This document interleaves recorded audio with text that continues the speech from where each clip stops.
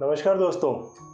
आज एक real story के साथ आपसे इंटरेक्ट करेंगे। एक हमारे परिवार में ही एक लेडीज़ है, मैं उनकी कहानी आपसे शेयर करना चाहूँगा। जब उनकी मैरिज हुई, उनकी हाइट कम थी, थोड़ा सा पेल रहता था उनका फेस, खून कम रहता था, तो इस वजह से उनकी मैरिजेज में काफ़ी दिक्कतें आई। लेकिन शादी होने के बाद भी उनका बच्चा नहीं हो पाया। इस वजह से उनका डाइवोर्स भी हो गया। डाइवोर्स होने के बाद अपने मायके पक्ष में वापस आकर रहने लगी। जब उनकी उम्र लगभग 50 के आसपास हुई तो उनको एक दिन बहुत ही चक्कर से आने लगे, चक्कर खा के गिर गए। तब उन्हें अस्पताल ले जाया जाता है। वहाँ जाके उनके टेस्ट होते हैं तो खून सिर्फ 4 ग्राम रह जाता है। जब खून की कमी के कारणों को जानने की कोशिश की जाती है तो सामने आता है कि she was suffering from celiac disease. उन्हें गेहूं की एलर्जी की तकलीफ थी जो पिछले 50 सालों तक डायग्नोज ही नहीं हो पाई। अगर उस पेशेंट की, उस लेडीज़ की सीलिएक डिसीज़ समय रहते डायग्नोज हो जाती तो शायद वो लेडी आज एक नॉर्मल वैवाहिक जीवन जी पाती। जी हाँ, ये प्रॉब्लम होती है अगर हम समय रहते सीलिएक डिसीज़ को डायग्नोज ना कर पाएँ।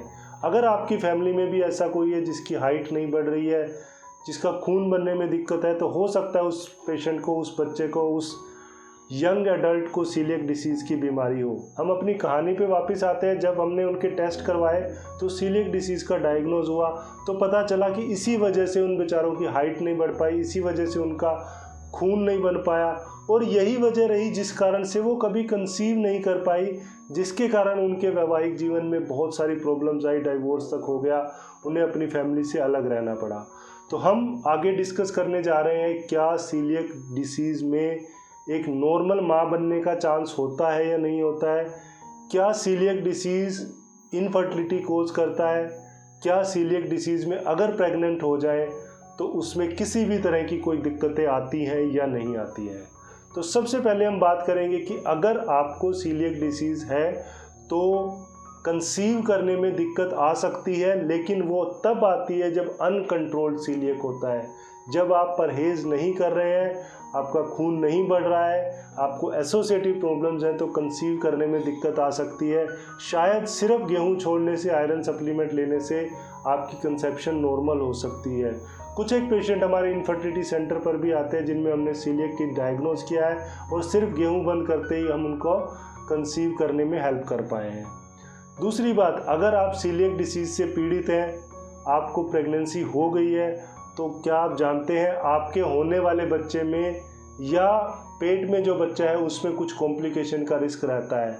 ये क्यों होता है? ये इस वजह से होता है कि सीलिएक डिसीज़ में आपके माइक्रो न्यूट्रिएंट जैसे कि आयरन, कैल्शियम, सिलीनियम और बहुत सारे ऐसे माइक्रो न्यूट्रिएंट्स होते हैं जो एब्जॉर्ब नहीं हो पाते, जिसकी वजह से आपके शरीर के अंदर इन माइक्रो न्यूट्रिएंट्स की कमी हो जाती है। जब ये माइक्रो न्यूट्रिएंट्स कम होंगे तो क्या होगा? आपके केस में अर्ली एबॉर्शन, प्रीटर्म लेबर, बच्चे के टाइम से पहले पैदा होने का चांस बहुत ज़्यादा बढ़ जाता है। और ये पेशेंट्स या ये मदर्स, मैं कहूँगा कि अपने 9 महीने तक पूरे नहीं कर पाती। इन केसेस में प्रेगनेंसी लॉस का रिस्क बहुत ज़्यादा बढ़ जाता है। तो अगर आप भी सीलिएक डिसीज़ से पीड़ित हैं तो पहले अपनी बीमारी को कंट्रोल कीजिए कंसेप्शन प्लान करने से पहले। बीमारी कंट्रोल करना बहुत आसान है। मैं आपको जो डाइट चार्ट है एक वीडियो के माध्यम से मैं आपसे शेयर कर सकता हूँ।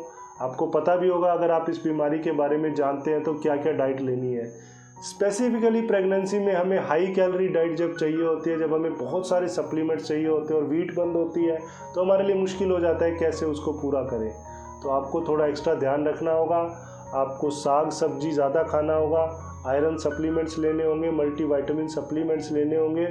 इसके अलावा और अनाज जो गेहूं के अलावा है वो आप ले सकते हैं। अगर आपकी सीलिएक डिसीज़ कंट्रोल्ड है, आपका HB 12 ग्राम से ऊपर है, तो आपके नॉर्मल तरीके से आपकी प्रेगनेंसी चलती रहेगी और भगवान ने चाहा तो 9 महीने बाद आपके घर में एक नन्हा मुन्ना आपके साथ खेलता होगा। फिर भी आपकी प्रेगनेंसी और सीलिएक डिसीज़ को रिलेटेड कोई भी सवाल है तो आप हमसे पूछ सकते हैं, हमसे जुड़ सकते हैं। यूट्यूब चैनल के माध्यम से या दिए गए स्क्रीन पे नंबर के माध्यम से भी आप हमसे जुड़ सकते हैं। Thank you very much. नमस्कार।